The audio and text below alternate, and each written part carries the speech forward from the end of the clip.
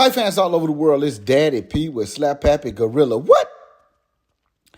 Daddy P, I'm back. Listen, Tszyu just got completely destroyed by Bakhram Murtazaliev. Hey, I don't want to butcher his name. I just call him Bakhram. But Tszyu, he straight got washed by the guy. And, I really don't want to kick Tszyu while he's down. It is what it is. He lost the fight, and he lost in, hey, look, this guy put on a real show and ragdoll Tszyu. And like I say, I ain't trying to kick him while he's down. I'm just stating facts.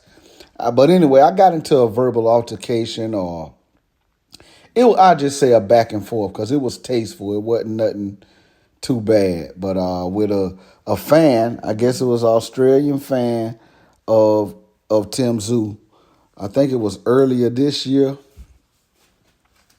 We was talking about the Tony Harrison fight and all of that, and but look, I'm gonna say it like this: we have good fighters, we have great fighters, and we have special fighters. Tszyu is a good fighter. I wouldn't say great, and definitely not special. Special fighters are fighters. I'm gonna say it like Terrence Crawford, Gervonta Davis, type of guys that can, and I'm gonna say it like this, that can make adjustments on the fly. Like while in real time, while they are in the fight, they see a certain thing is not working and they make an adjustment. No matter how small the adjustment is, how great the adjustment is, they make an adjustment and it carries them through the fight and makes them victorious, whether they knock the person out or go 12 rounds or whatever.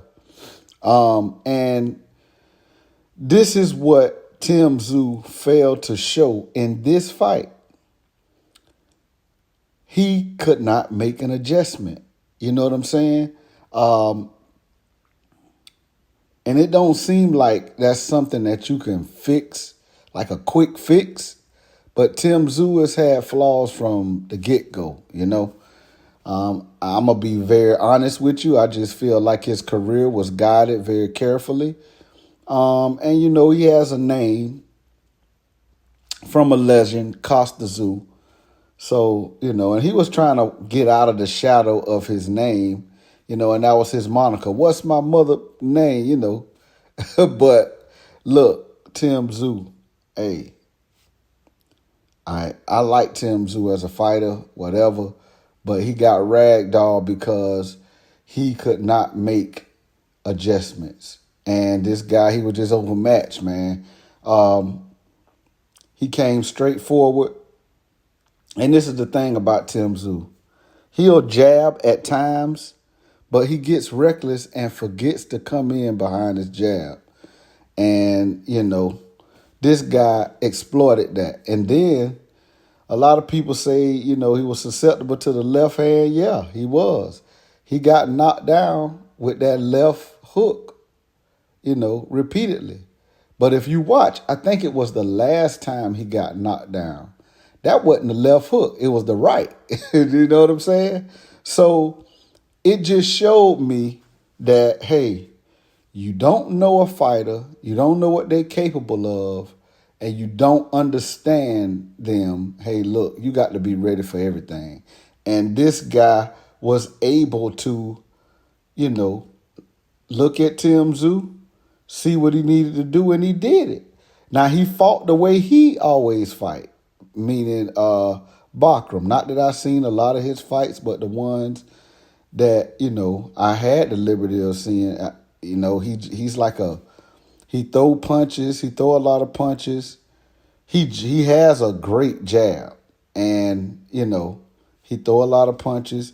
He's like the type of fighter that likes to come forward and set the pace of the fight. And, hey, look. The thing about him, he even said it in one of the interviews, the post-fight interview, Bakhram. He said, he told one of the, reporters that was asking him about, his training and all that. He said, we kept working on these same combinations over and over and over. And that let you know that his team, they saw something in Tszyu, and he was working on combinations that would exploit what Tszyu does, like, exploit his flaws. And exploit his flaws they did.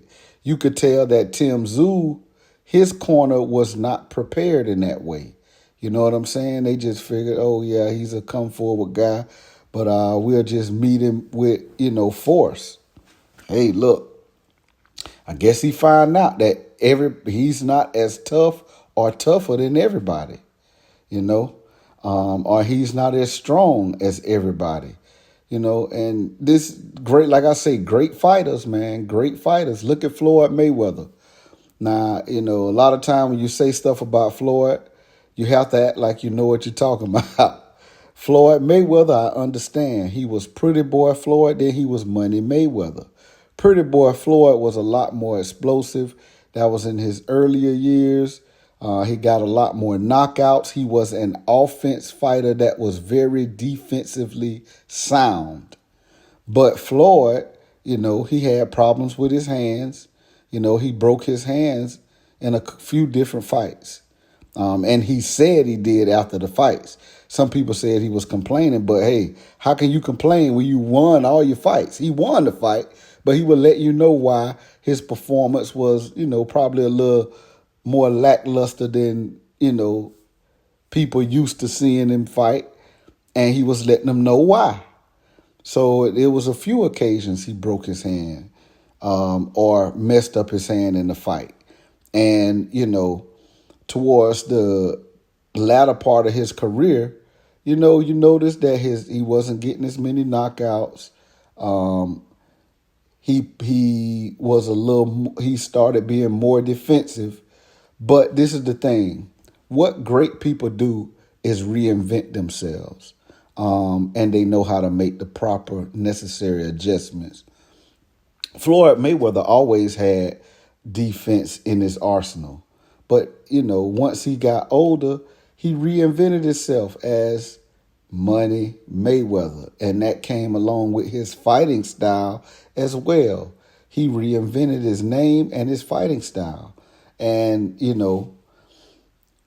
he knew what needed to be done. He was a quick person that would assess what was going on in the first few rounds. He would assess what was going on, your strengths, your weakness. If he feel your power, he understands, hey, I don't need to be in the fire with this guy.